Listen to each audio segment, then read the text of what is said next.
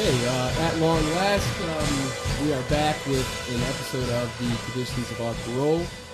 Seth's here, Hey. I'm here, and we have quite a bit to talk about, considering that the Iowa caucus has just taken place, the debacle that was the Iowa caucus. Let's just get to it.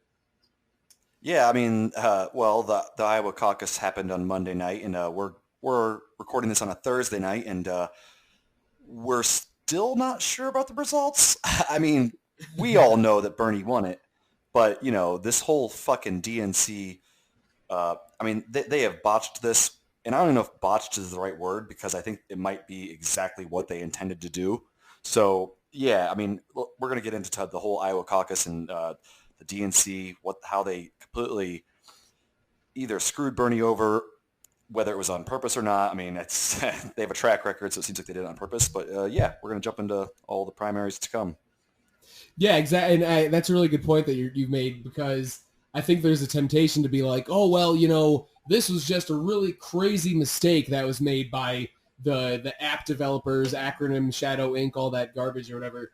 The knee-jerk reaction for a lot of like liberals is, oh, well, it's a mistake. But on the left and all the people that support Bernie, the knee-jerk reaction is like, they're doing it again. They're rat fucking us. So that's like our reaction. Is like, and then on top of that, they give us icing for our cake with a name like Acronym and a name like Shadow Inc. And the fact that the Buttigieg campaign gave $42,000 to this organization for software development and all that. It's just, you can't write this shit. Yeah. No. Like when I first learned that the app developer's name was Shadow, I was like, God, this is fucking gold. This is awesome right here.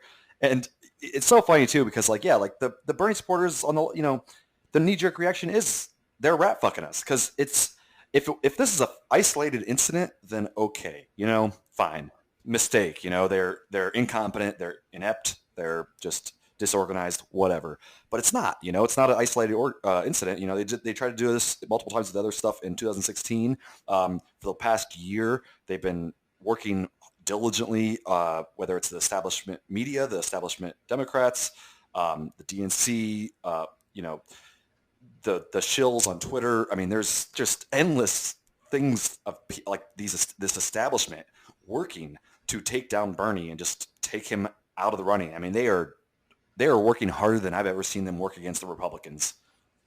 Well, that's a lot of different commentators on the left have been saying this, that the DNC is more afraid of Sanders being victorious than Sanders losing to Trump. So it's like this whole idea that, oh, well, they don't want to run Bernie because they think he's unelectable. And it's the exact opposite. They know he's the best candidate, but they also know, and I kind of said this to our group chat with other friends today, that it's not that the DNC is afraid of Bernie. They know Bernie's only got 5 to 10 more years on planet Earth if he's lucky. But Bernie kicked the damn door down for a left-wing movement in this country that will hold the Democratic Party just as accountable as we do the Republican Party. And the Democratic Party is scared shitless of that. So it's like they aren't afraid of Bernie being unsuccessful. They're afraid of his success because that also means the success of a broader left-wing movement that means trouble for all of the neoliberal corporate Democrats. Yeah, you're right. I mean, that's the thing is, because he did bust in the door, and and that's what they're afraid of. And the movement's already happened, but they're trying their hardest to squash it out because this is putting them into endangered mode of whether it's the media, the establishment bought up or bought out Democrats, the consultants, just the wealthy in general that love their tax cuts, love getting away with deregulation and all the bullshit that has just been destroying the country from inside out, just dismantling all the things that make it so the middle class, the working class, just people in general have this democracy and this wealth, this equal wealth distribution. And yeah, they're terrified. They're terrified of Bernie and the movement of the left because the Democrats are not left. The Democrats they're Republican light. They're just Republicans that aren't racist and are okay with abortion and are okay with gay people. That's it. Well, and that's the thing is, it's like I always use the example of when Martin Luther King said, and I'm paraphrasing, basically, it doesn't cost anybody a dime to not be a racist. The civil rights movement fought for, African Americans to be seen as human beings and given the rights of human beings. It didn't cost the status quo a dime to do that. But when Martin Luther King was working with others to start the Poor People's Campaign, he said it's going to cost them billions of dollars for the wealth redistribution that we're going to demand. And that's when they killed him. So it's like, that's exactly the same thing with the Democrats. It doesn't cost them a dime to say, you know what, maybe we should let the LGBTQ plus community have full rights and respect socially. Maybe, minorities and marginalized populations should be treated kindly, at least with a friendly gesture from the upper crust white middle class or whatever, the bourgeois class. It doesn't cost them any money. But a movement like what Bernie's proposing in a broader left-wing sense, a movement that says we are going to have a revolutionary redistribution of wealth, that scares the hell out of the Democratic elite the same way it does the Republican elite. And you can see that in, say, Trump's recent, the State of the Union.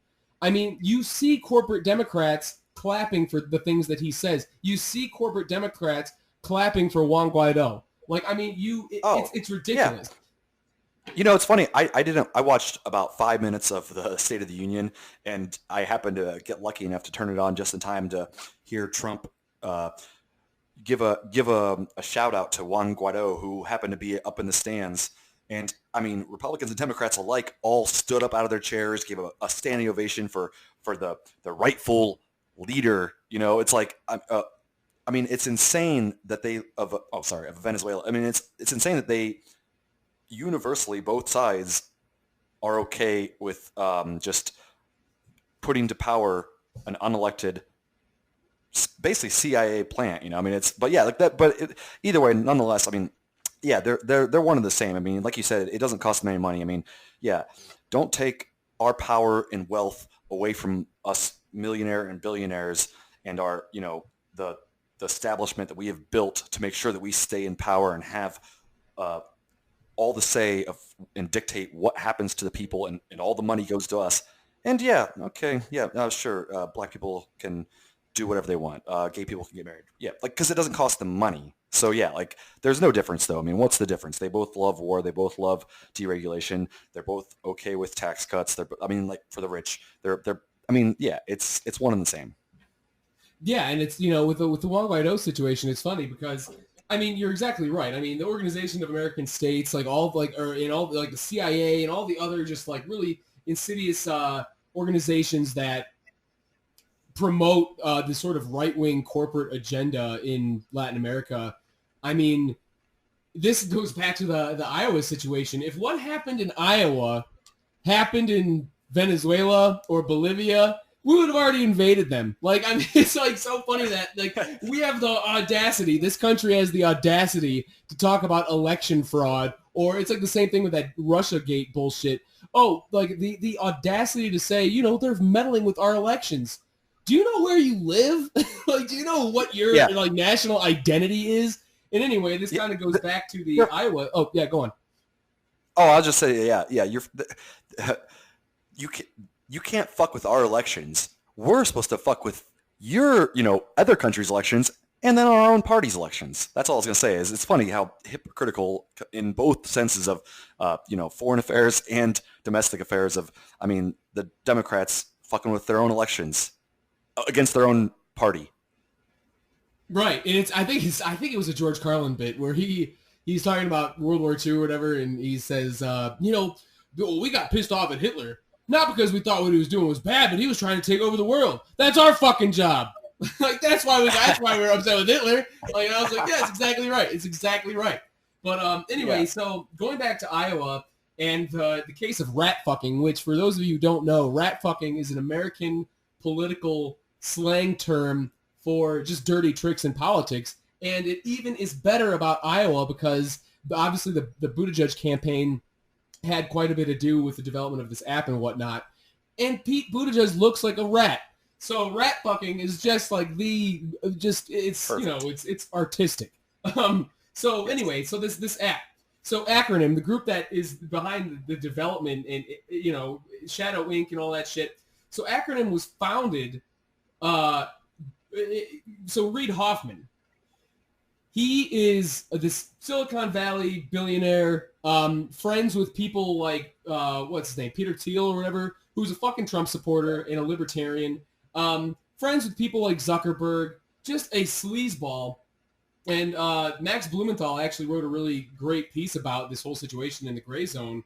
And I'll just read the title real quick. Acronym, group that sabotaged Iowa caucus, was birthed by a billionaire who funded the Alabama disinformation campaign. So it just goes in, not to go into a whole bunch of the other shady stuff he's done, but it's just amazing how blatant and out in the open these scum-sucking lizard people just where they are in society. Like, who these people are and the influence that they Yeah. have.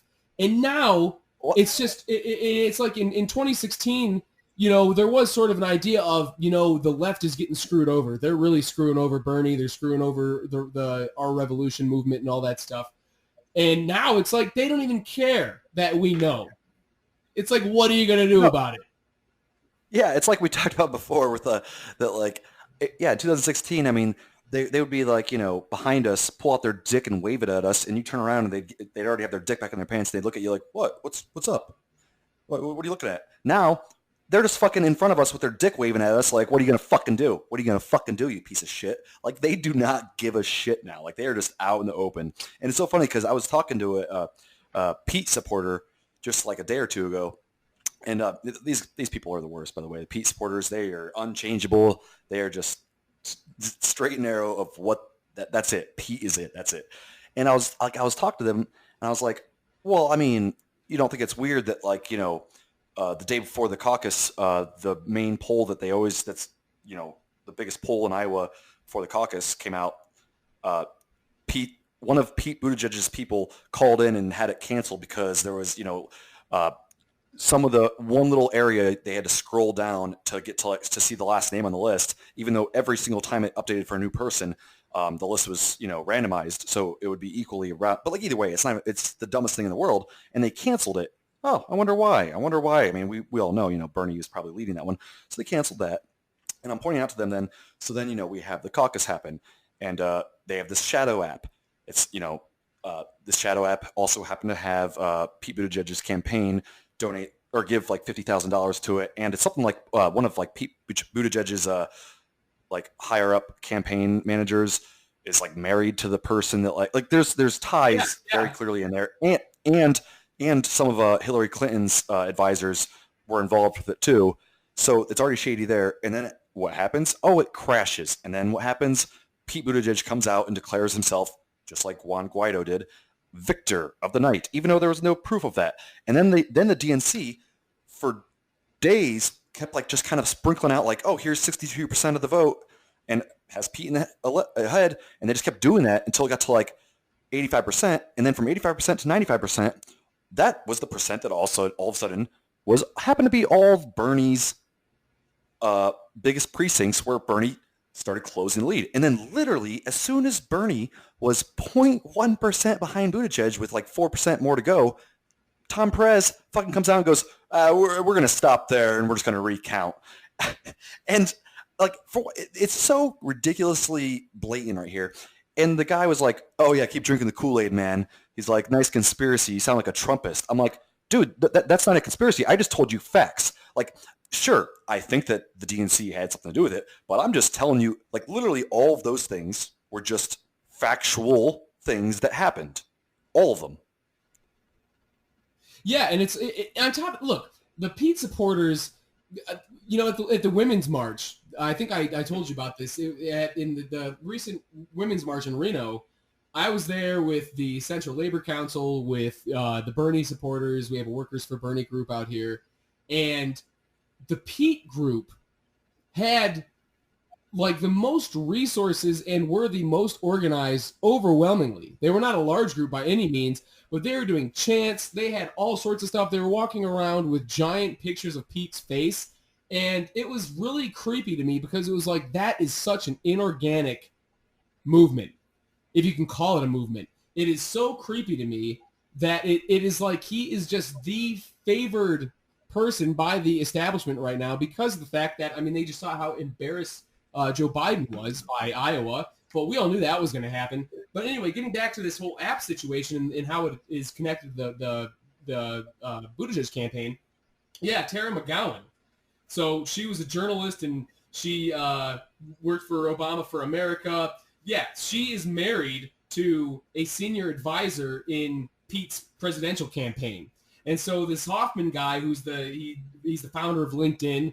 I mean, all these Silicon Valley bastards and all of these seedy DNC reptiles that have worked with different campaigns, whether it's Obama's or Hillary Clinton's, whatever, they are all intermingling. It is like a C. Wright Mills-esque power elite situation where instead of it being the corporate, political, and military elite working together, it is, I mean, it's just the absence of the military elite is really all you have missing. Like, you could have, you know, some sort of military element, I'm sure, but it is like, it's as though the extremely rich, the new rich, you could say, there's like the separation between the old rich and the new rich. So it's not like oil barons and like manufacturing barons and like, you know, the old ass, the robber barons of old, the manufacturing rich people, or the oil tycoons and shit that fund the Republican Party.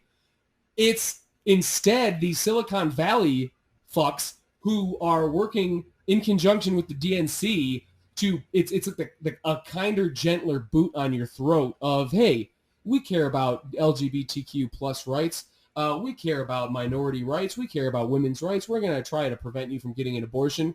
But don't you dare ever ask for any sort of power economically. Don't you ever ask for wealth redistribution. Don't you ever ask for housing rights. Don't you ever ask for Medicare for all. It's like, so not to say that minority rights and women's rights and, you know, LGBTQ plus rights are not important, but at the same time, it's like, look, you have to look at the situation from an economic standpoint because that's where the true bread and butter situation is for all of those marginalized groups. You can tell a black person, hey, you know what? You have all the rights a white person has. And then just like drive away in your fucking limousine and leave them in, you know, whatever desperate situation they're in. Just like you can, I mean, you can say the same thing to a poor white person in a rural area of West Virginia who's addicted to opiates or whatever. And not to like stereotype, but I'm just saying, like, just think of the most desperate situation possible economically for a lot of these working class people. You can talk up that person and tell them they matter and tell them they have rights all you want, all that lip service. But if you don't do a damn thing to help them in their wallet, then you're not doing anything. So, and that's exactly what the DNC and these Silicon Valley reptiles are doing right now. And this is a perfect fucking example with the rat fucking in Iowa. Pete Buttigieg stands for, he is the face of that movement. And it's, I'm telling you, not to blather, but I'm just saying, like, I swear to God, I saw a tweet. I'm not on Twitter, but I will check like certain people who I respect. I'll check their Twitter accounts and see what they're saying. And somebody responded to a tweet. I can't remember the context anyway, but beneath it there was another tweet, and it said something like, you know, it's amazing that a gay Maltese American Episcopalian guy won Iowa or whatever, and it was like, why is that amazing? Why is that? I don't understand. Like, in one, he didn't win Iowa. Pete Buttigieg did not win Iowa, but it's like the identity politics game has to go. Now they're picking out different ethnicities of white people. Well, you know what I mean? Like, it's just like, come on. Well, yeah, you're right. Like the identity politics and the woke culture, or whatever. It's so crazy that like the Democrats, the establishment is weaponizing this stuff now because it started off with the left and Democrats, whatever. Coming up, for decades being like, civil rights, gay rights, all of these things of, like, hey, kind of a woke culture type thing of like, you can't say this bigoted, insane shit, blah, blah. Just more of saying like, yeah, like this is kind of, let's not be horrific human beings here. Let's try to fucking pull that shit back. And then all of a sudden, as soon as there's actually a leftist like Bernie, someone that fights for the people's rights, whatever, now the Democratic Party is weaponizing this identity politics and using it against any person on the left, where it's like, what are you, anti-gay? Oh, you're a sexist Bernie bro, aren't you? It's like, no, how about I just know that Bernie stands for and fights for women, the LGBTQ plus community, minority, like every community, more than Pete Buttigieg, who's gay, or Elizabeth Warren or Hillary Clinton, that's a woman. He just because you're a woman or you're gay does not mean you give a shit about those minority or displaced groups. So it's so crazy that they're trying to use it because, and that's I always want to, like, it's, I don't know why it's never used, but whenever someone says, oh well, Bernie's sexist, it's like, well, I guess you're anti-Semite then. How about that, you piece of shit? Because it's such a sick game that they play that it's bizarre that they can just kind of get away with these fucking tactics. And I mean, that's pretty much all I have to say, but it's just crazy. Well, it's funny that I was going to bring that up after you were done, was the fact that Bernie Sanders, he has the most ammunition, it seems like, in the American mind. We all grow up hearing about the horrors of the Holocaust. And so, a lot of us, you consider the Jewish community is almost like an untouchable group of just they've had so much shit happen to them. And that's why there's all this just uncritical support of the state of Israel. A lot of people think, well, Israel, Jews, they can do no wrong, which is not the case, obviously, as Jewish people like Noam Chomsky and Norman Finkelstein can tell you. They're Jewish people who've had direct relationship to the Holocaust, who can tell you how fucked up Israel is. But Bernie Sanders is such a class act, and not to just be like a Bernie cultist or whatever and talk about what a great guy he is. I don't really care about his personality, but I'm just saying the fact that he doesn't get on that stage and say, you're an anti-Semite, when for a fact if it was Joe Biden who was Jewish, or if it was Pete Buttigieg who was Jewish, if it was any other of those motherfuckers, for a fact they would be up there like, hey, you don't like me? You must hate the Jewish people. You must be an anti-Semite. But Bernie doesn't do that because he's all about the message. He's all about the message. It doesn't matter what ethnicity you are, race you are, gender you are, how you identify. It does not matter. How do you treat people? What do you want for human beings? That's what matters. And he's the only candidate that has that demeanor. Yeah, I mean, these people are just, I mean, they lack any form of integrity. I mean, these people are just the worst scum that you come across. That, I mean, they don't care. These people up top, all these Twitter troll, blue checkmark people, or the DNC, or your near tandons, they all they know what they're doing. They know that Bernie's not sexist. They know that these things aren't, Bernie bros aren't the most aggressive, or that the Bernie bros don't have reason to be angry for what they're doing or for what's happening to them. I mean, they know this, but they're playing the game because they know that the general person in America, there's a good chance they don't know that because they're not paying attention. A lot of people don't pay attention. They don't give a shit anymore. And so it's a sick, twisted game that they play. And that's why, I know that it's probably not true with a lot of them, but at the same time, it's hard to look at a lot of these people and not think that they're a sociopath. It's it's full of sociopaths up top. I mean, insanely amounts. They don't care if they will fuck over millions of people. They will just destroy someone's personality or character or anything, as long as the end game is they squash the left and they keep their money in power. That is all that matters to them, which makes them, if not a sociopath, at best, a narcissistic person. Well, I mean, and you're exactly right, and that is where the whole identity politics thing comes into play. In my mind, is that they are using it as a manipulative tool, and I swear, Pete Buttigieg is fine if he's gay. I don't give a shit, but at the same time, he uses that as though it's a credential.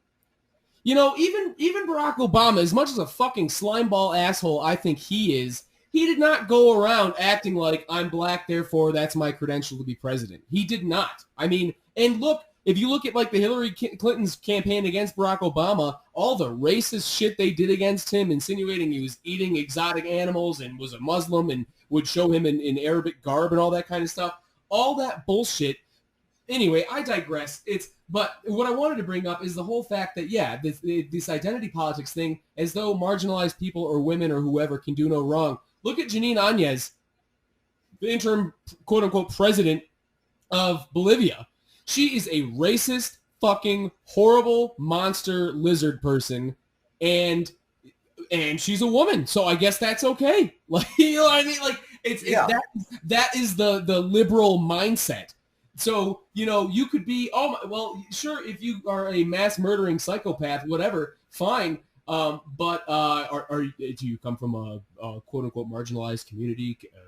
You know, are you ethnic? You know, like that's how they think about it, because apparently that gives you a fucking pass to do whatever the hell you want in their mind. Yeah. And that's the whole situation with Juan Guaido, is that I swear that if he just shows up to whatever liberal convention, whatever, and I'm just saying a hypothetical situation, he just shows up, says a few words, you will have a bunch of middle-class white liberals lapping it up, clapping for him, thinking he's great, just because he's sort of more brown, even though he is clearly of the European right-wing side in Venezuela. You know, there's a whole like racial history in Venezuela that's interesting. But anyway, who's supposed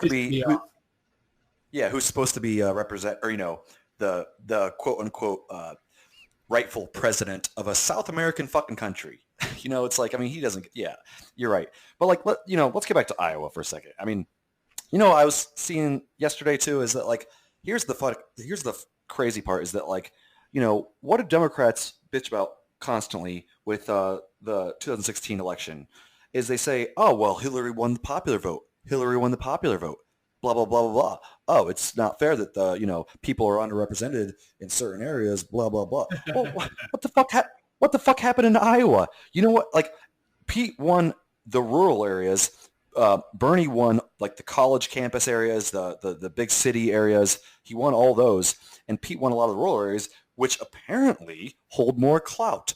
Well, that's weird that Bernie could win the popular vote in Iowa, yet somehow the rural areas, this sounds familiar, has more clout for some reason, because they have land. There's more land. Like it doesn't make sense. I mean, there's the same amount of, a person is a person, each vote is a vote, but for some reason, where there's land and there's rural areas, they hold more clout and each vote matters a little bit more. I mean, how does Bernie win by 6,000 fucking popular votes and somehow, it's weird, has the same amount of delegates as Pete? I mean, it's bizarre that like they literally, that's what they bitch about and preach about that the Republicans did. And they went, man, the Republicans have a good idea. We could probably use that against actual progressives. It's most hypocritical bullshit. And that's what the Democrats do. Well, it's funny that you mentioned that because I think it was, I can't remember his name, but in Black Hawk County in Iowa, which is not by any means an urban, epicenter in Iowa, from what I understand, they were saying, hey, the votes don't add up. The votes that the DNC are putting out do not add up with what we actually saw. And you had votes for Deval Patrick.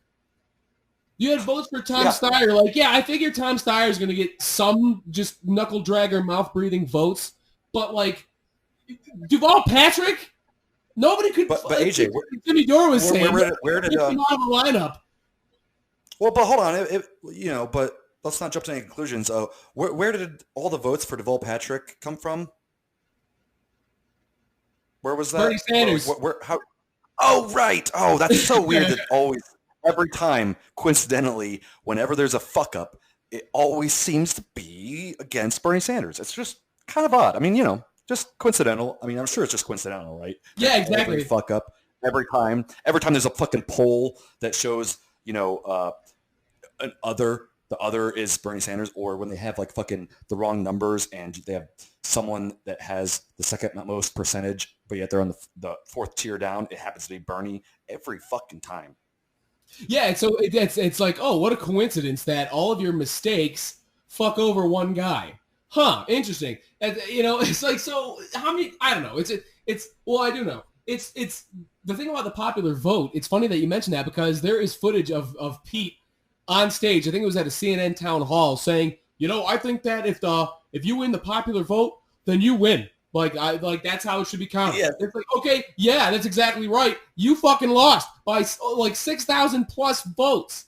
So it's like, and like you said earlier, now all of a sudden it's apparent that Bernie's going to win Iowa, and fucking Tom Perez comes out from his swamp ass rock, wherever the hell he resides, and says, we want to recount, or we want to recanvass.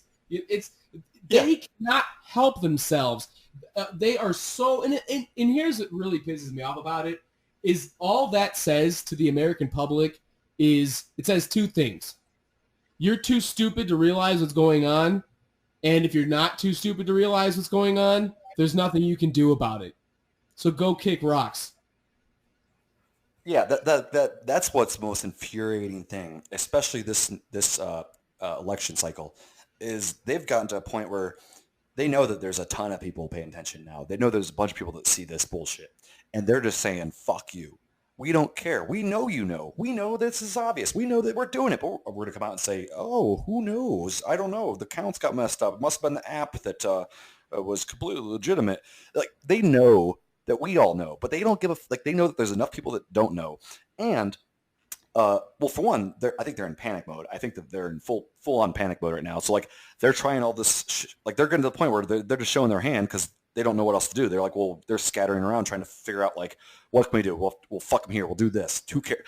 Well, everyone will know about that. Who gives a shit? Just do it. We have to fucking do it because they don't know. They see the writing on the wall. If me and you and all these other progressives who are just fucking YouTubers or fucking Twitter users or just the general Joe, the normal Joe Schmo that's pays attention a little bit. If we can all just clearly see all this shit happening and that we can see that Bernie Sanders clearly has the most obvious path to victory, you don't think they don't fucking know? They know. They know that they know that Bernie has the easiest by far chance of winning this whole thing. So they know, and they're trying their hardest to stop him.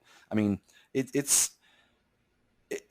pisses me off because the balls behind it, like at least, which I mean, I should be happy about it, but at least in the past, they tried to like be somewhat secretive. They tried to like be smart about it and like just like, subtle propaganda and subtle shady shit that like even people like us that pay attention a lot might not notice. Now they're just out there just waving the dick around, like we said, just saying, fuck you. What are you going to do? You going to stop us? We have the power. What are you going to do? Go to another party? There's not another party, motherfucker. Where are you going to go? Well, that's exactly right. And I think it was in the book Listen Liberal where he pretty much lays it out like that. He's like, yeah, the reason the Democratic Party sucks so bad and doesn't represent the working class is because they basically look you in the eye and they say you have nowhere else to go.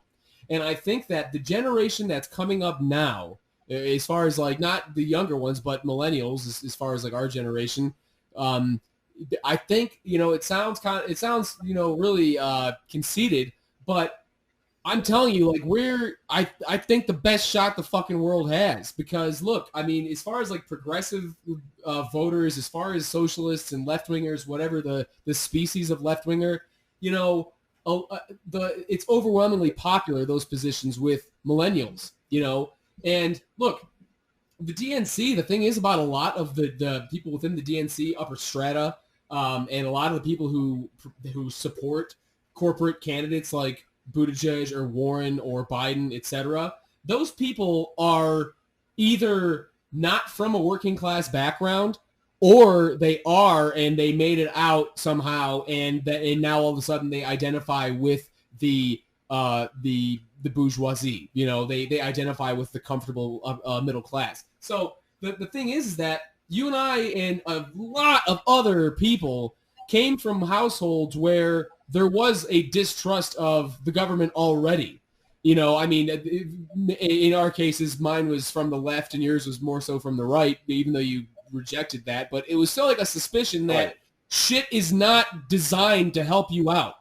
So that like suspicion is like innate in working class people. This fucking system is designed to keep you in a subservient position. Whether or not you do anything about it or whether or not you start reading Marx or whatever the hell you want to do, that's, it's up in the air. But at the same time, there is an innate suspicion that the way the political apparatus works in this country is designed to keep a boot on your throat.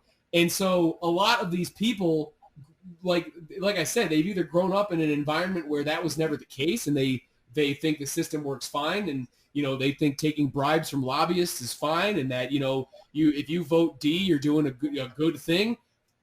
You're either like that, or like I said, you grew up in a working class environment. A lot of people, like Pete. Pete's a great example. From what I have read, Pete's dad was a Marxist. I don't know if he's still alive. And Kamala Harris's dad was like a left-wing activist. A lot of these people have like a background of working class leftism, and it's like when you're in high school and you grow your hair out and listen to fucking heavy metal or whatever to piss off your parents. That stereotype of just typical suburban white kid doing that to piss off his parents. It's like that, except it's like the opposite. It's like, you know what, Dad? You don't like capitalism. Well, I'm going to put on a suit and tie, and I'm going to be the most like respected conservative like thinker there can be. And I'm going to, kiss my teachers' asses and do, follow orders and blah, blah, blah. It's almost like, I don't know. I'm fucking going on and on. But the point is that I'm trying to make is that the millennial generation has a deep suspicion of capitalism, has a deep suspicion of the political process, and that is why Bernie Sanders is the millennial candidate and has mobilized so many young people, not just millennials, but people who are younger than millennials, and gotten them into the political process like no other candidate had. Because what people want, especially young people, is drastic change. And I'm sorry, Mayor Pete, you're not going to get anywhere telling people you're not going to change shit. And I'm sorry, Elizabeth Warren, you're not going to get any support telling people you're going to change shit really, really slowly. And I'm sorry, Joe Biden, you're not going to get any fucking young people support by saying you're going to do what Obama did.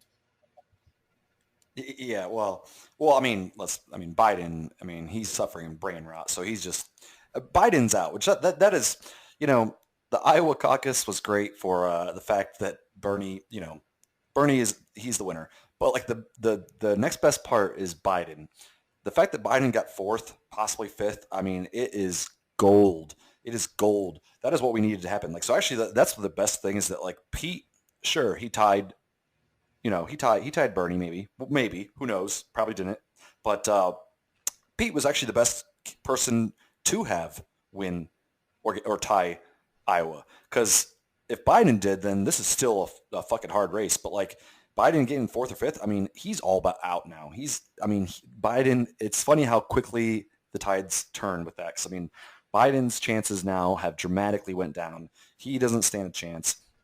Pete, we know, he doesn't have any kind of path to victory. You never know because it's still early. He could get some momentum, but he doesn't have any support from the black community. He's not going to, he doesn't have the back. He's not going to go anywhere. He's not enough of a name. He doesn't have the path. He just doesn't.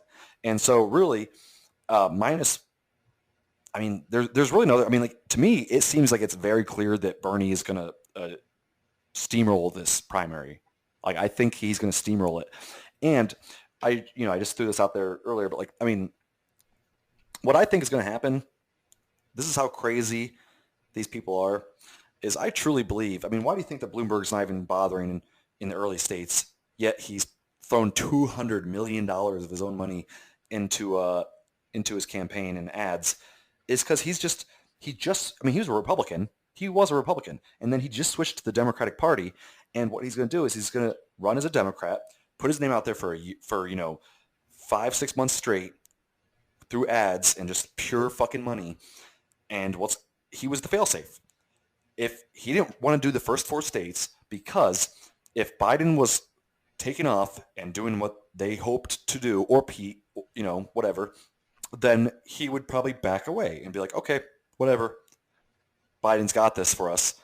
But if, like they suspected, Biden takes a shit and Bernie takes off and they see that Bernie's going to win, which they know that he's going to just keep pumping his money into his ads. He doesn't have to fucking do anything. He doesn't have to debate. He doesn't have to do anything. He's just going to pump money into ads enough to get his name out there as this Democrat that's running that is,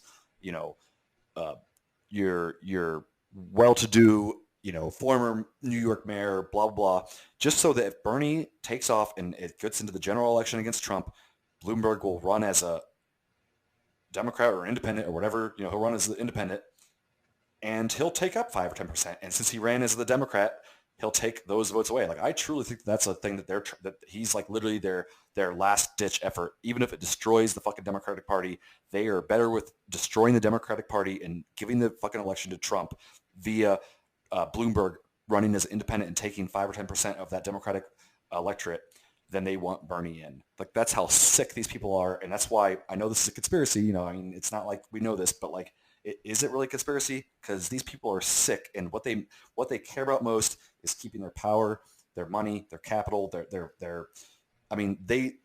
they would rather implode the entire party and literally have the party fracture into 2 different parties while simultaneously losing to Trump than give it to Bernie. That's how much they care. Well, it's funny that that's what I said at the beginning was they are more afraid of Bernie being successful than they are of Bernie being beaten by Trump.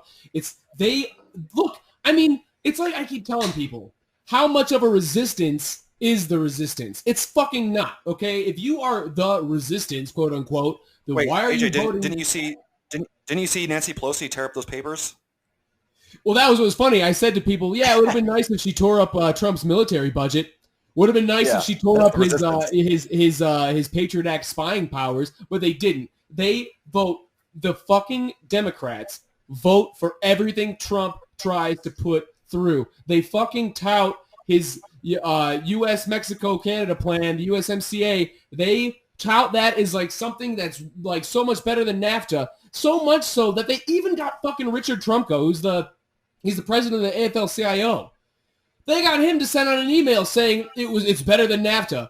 Go fuck yourself. No, it is not. It sucks. It's just as bad. And I'm sorry. Like, you know what? To fucking Tom Steyer's credit, him saying on the debate stage, and I mean, Bernie said the same thing. I mean, much better than Steyer. But like, the fact that there was nothing regarding climate change in that bill, I couldn't support it. Good for fucking you. That's great.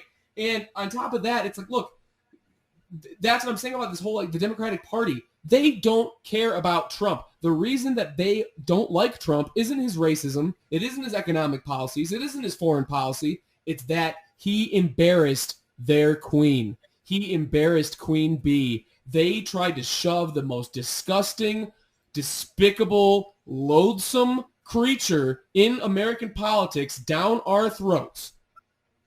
And it backfired on them. And they will rue the day because, look, it's like you said, they will either commit suicide via Bloomberg or they will commit suicide by rat-fucking Bernie in the convention, in which case there will be millions of people. There will be millions of people marching in Milwaukee. We are not taking this line down. We are going to fuck you up. And it's like we've been saying. It's a hostage situation. Guns to your head, DNC. You give us the candidate we want. You give us the candidate who overwhelmingly won Iowa with a popular vote, or you're done. You're done. Because I'm telling you, we're not doing this again. No, it really is a hostage situation. And, it's funny, on Twitter, we have a Twitter account. I don't know if you know that, AJ. No, but I've been using it quite frequently for the last month. But Will Menaker from Chapo Trap House tweeted out, it seemed like he might have been, he was definitely, you could tell he was rage tweeting and possibly drinking. that's my own opinion.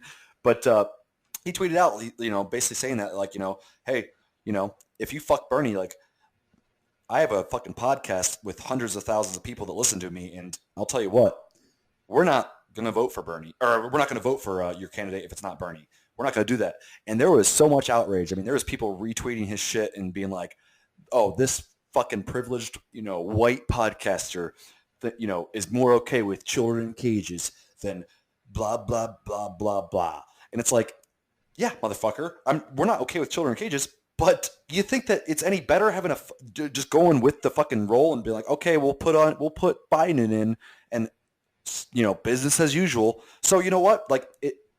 it's just so much harder to explain, and it's so much easier for them to like pinpoint these things and go, oh, I guess you are okay with children in cages. It's the right wing tactic, where it's like, no, because you keep doing business as usual, and you screw over our candidate Bernie and put in a fucking right wing person like Biden or Pete or Bloomberg, and yeah, maybe there won't be children in cages anymore, just like, gay people can get married. Okay, good for you. You're not a horrific human being. But you tell you what, you are though, because you're gonna keep suppressing the working class. You're gonna keep those tax cuts that the rich got. You're gonna keep going to fucking war. You're gonna keep pumping up the military budget. You're gonna keep the income inequality. You're not gonna give us fucking healthcare or Medicare for all. You're not gonna fucking do that. So you know what? It's fucking, yeah, sure.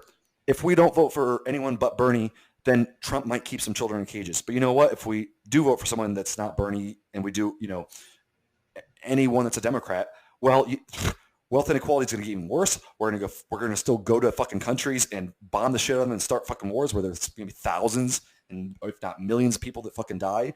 People are going to die from not lack of health care. People are going to be broke and living paycheck to paycheck like they have been. So yeah, you know what? It's not inhumane to be like, well, fine, we're going to take our ball and go home if you don't fucking vote for, or if you screw over Bernie. It's not inhumane. It's actually the most humane thing to do. We're holding them hostage. We're not going to let you fuck us again. If you don't do what the right thing is to do here and let democracy fucking happen, and let the people speak, and let the fucking actual people in the working class do their thing, I'm sorry. You're done.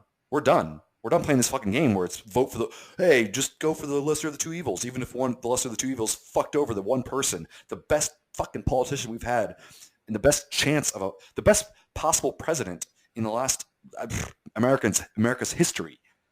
If we're going to fuck him over, and you're going to vote for our fucking guy, and if you don't, oh, I guess you like allowing children in cages. Fuck that. Well, it's funny that I would double down. I would say, you know what? It's not even that the Democrats, what's the evidence that the Democrats would do something different? The Obama administration deported more people than Trump. The Obama administration was just as fucking terrible as Trump is now to immigrants, okay? And that's a hardliner thing to say, but it's fucking true. Look, like all these kids in cages. I didn't see any fucking Democrats like Nancy Pelosi and fucking Chuck Schumer going on daytime talk shows saying, you know what? We need to fucking arm ourselves, march down to those ICE facilities, and start taking motherfuckers out to free those kids. I don't see these Democrats saying, you know what? ICE agents are the equivalent of the United States equivalent of the SS, and we need to stop them. They are evil. They are despicable. They are committing evil fucking crimes against humanity. We need to stop them. I don't see them saying stuff like that. I don't even see them putting forth any effort to stop what Trump is doing. It's all lip service because you got these fucking white liberals in their fucking ivory towers sitting in the suburbs, and they want to say, you know what? At least my conscience can be clear because I think about those kids in those cages every once in a while. Go fuck yourself. There's one candidate who's talking about those kids. There's one candidate who's talking about a Green New Deal and fixing the environment. There's one candidate that's talking about democracy in the workplace. There's one candidate talking about endless warfare and how we need to stop it. And that's Bernie Sanders. So if you really deep down support those ethics, those politics, then you have one fucking person to vote for. Otherwise, go fuck yourself, because there is no establishment neoliberal Democrat that gives a rat's ass about those kids in the cages, that gives a rat's ass about the civilians we kill abroad, that gives a rat's ass about the fact that people live paycheck to paycheck in this country and don't have health care. They don't give a shit. So, I have no patience for fucking liberals. At least a conservative will be an asshole to your face, and fucking tell you they're a racist or they don't give a shit about things. Liberals, the fact that they try to act like they have moral high ground, it fucking just gets my blood pressure up because they have no moral high ground. They can go fuck themselves. No, if they had a moral high ground, the entire party would not only see that Bernie is the one way out of all these horrific fucking things, but they would be jumping on board and go, oh, look, he just won Iowa. He has the biggest ground game. He has the biggest fucking grassroots. Let's run with it. If this was any other fucking Democrat running, they would be jumping on it and being like, this is our candidate. This is what, the American people have basically spoken. We have the grassroots. We have the money. We have the people. We have we have everything. If they fucking gave a shit They would be jumping on Bernie right now to run him and be like, oh my God, this is the only clear-cut guy that can beat fucking Trump. But they're not. They're not. They have no fucking conscience. Their conscience lies in how do we keep our fucking profits? How do we keep ourselves in the top 1%, the top 0.1%, even the top 10%? That's what these people's whole want is. And it's not even just the money, it's the power. I mean, they want to be the consultants. They want to have the media. They want to be politicians for life. I mean, they don't give a shit about the people. They don't. Democrats do not give a shit about the people. Even them given, like you said, we talked about earlier, there's no money lost even with the civil rights type stuff. It's like, oh, yeah, if you're gay, go get married. Sure. Yeah, they probably don't even give a shit about that. Like, if it made them money, they would probably be the other way around. If it was a large money profit motive to not allow gay people to get married, they would be like, well, I mean, technically marriage is between a man and a woman, so so fuck them. It's all about the money. It's all about the fucking money. And I think on that, we're gonna take a break. Think so, AJ? No, I was just about to say, yeah, I wanted you to keep going as far as I was like, you were making a lot of good points. It is all about the money, but yeah, absolutely. So that's gonna be the closer for the this episode, or at least the first half of this episode. We're gonna take a brief commercial break, and we'll be back with another chunk here. Yeah, I mean, yeah, we're gonna finish up a second half, and it'll be released a couple days after this one. But yeah, we're gonna take a break right now. So good night, and vote for Bernie.